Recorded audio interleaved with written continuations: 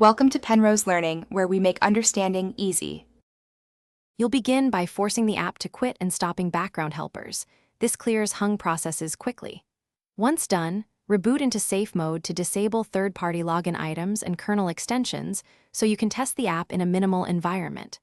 While restarting, confirm your Mac OS version and the app's compatibility because mismatches often cause unexpected quits. If the app runs in safe mode, you've isolated the problem to extensions or login items. Next, remove those selectively. Now focus on corrupted caches and preferences that cause sudden quits.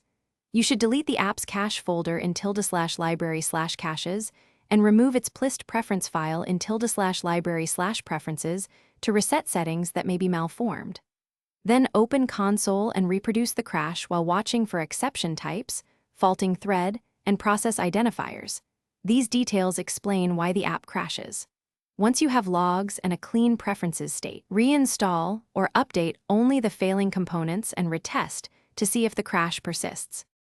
Finish by repairing the disk and ensuring a clean execution environment. Run disk utility first aid on your startup volume to fix permission and file system issues that can trip apps. Then reinstall the app from a trusted source, backing up user data beforehand so nothing is lost.